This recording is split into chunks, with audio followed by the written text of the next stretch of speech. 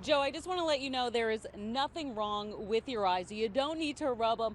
That sign actually does say $1.97 for gas. Well, Joe, this street was completely flooded. You can see that the water has certainly subsided here, but take a look inside this business. The water is about an inch thick here on the floor. This man managed to steal not one, but two cars. As you said, one of them a police cruiser. This is where his ride ended, though. He crashed up here onto the curb. He even took out parts of the curb, chunks of it, through the grass. We were just standing here just about 3 blocks away from the fire when all of a sudden all this burnt paper started flying by us. This is what is in that warehouse. It's actually a record facility. Eyewitness News reporter Renee Stoll reports from Harlem. This is what residents have been dealing with for days. They just keep trying to sweep all of this water out of their apartments, but it really just goes nowhere. Their belongings either have to be bagged up or put up somewhere high if they haven't already been ruined. And meanwhile, the water just keeps coming out of the pipes and up from the toilet, and the city has yet to fix it.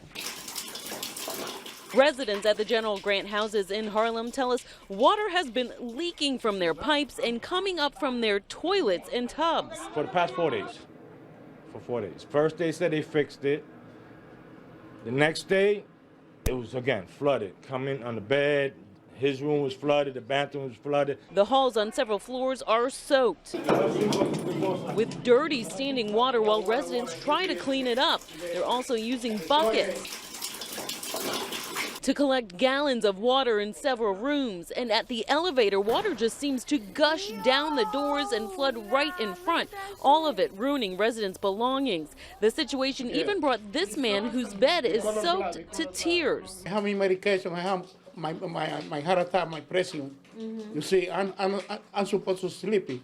I'm not sleepy. All my rugs, everything that was on the floor touched the floor. I had to throw everything away. I had so much stuff that was damaged. Not to mention the fear of what's in this dirty water, considering most of it came up from the toilets. 5 young children live in this apartment where the family is still trying to clean up despite the water continually flooding the apartment. I'm afraid to go to sleep thinking water's going to come out of my toilet. It's such a health hazard. Residents tell us they've been calling the city for days and have reported the issue several times, but so far the problem has not been resolved. We called the fire department, we called 311, fire department came, they couldn't do anything. These ladies tell me they're going to be doing this all night long, basically. Otherwise, it's just going to build up in their apartment. Now, I did see one NYCHA employee so far trying to mop up some of this mess, but as far as fixing the problem, we haven't seen that happen just yet. We did contact NYCHA, and we haven't heard back from them just yet. We'll continue to stay on this story. Reporting in Harlem, I'm Renee Stoll, Channel 7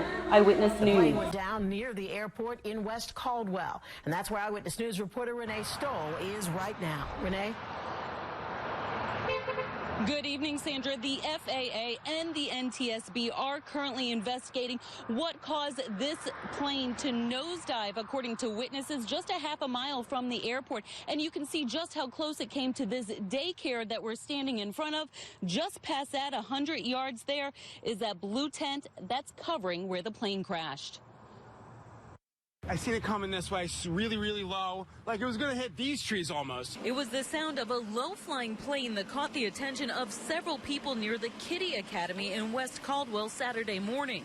As soon as I started walking down this path right here, I heard click, click, click, click, click, click, click, click, and it started running like it was hitting trees or something. And as soon as I came around the corner, huge explosion, gigantic explosion. According to police, the 50-year-old New Jersey pilot flying a Cessna 206 had just taken off from Essex County Airport half a mile away. He was on his way to Teterboro Airport to pick up a passenger. He experienced some sort of malfunction. We don't know clearly what it was. He ended up trying to turn back towards the airport, we believe, and crashing in the field. The noise so loud it had this entire family who lives across the street running outside. We didn't think it was a plane crash at first. One of them taking this cell phone video of smoke pouring out of the woods. Some witnesses tried to help but couldn't get near the flames. The pilot did not survive. I ran in, I called 911, and I also ran across, and then by the time I got over there, it was like a second explosion, and then there was like a third explosion. And there was other, I guess, cans or fuel or tanks that were exploding into the air when they originally arrived here. The plane landed just 100 yards from the playground in the rear of the Kiddie Academy, which normally has dozens of children playing during the week. It's a very busy center. There's a lot of kids in there. Thank God that it wasn't, on the building or anything. Oh, it could have been so much worse. It could have been a lot worse. Here is another live look at where that plane crashed. Now, I went to Essex County Airport for more information, but employees would not comment except to say the pilot did not have to check in with them, only at the tower. Now, police aren't sure if the pilot radioed the tower and said exactly what kind of problems he was having. Reporting live in West Caldwell, New Jersey, I'm Renee Stoll, Channel 7 Eyewitness.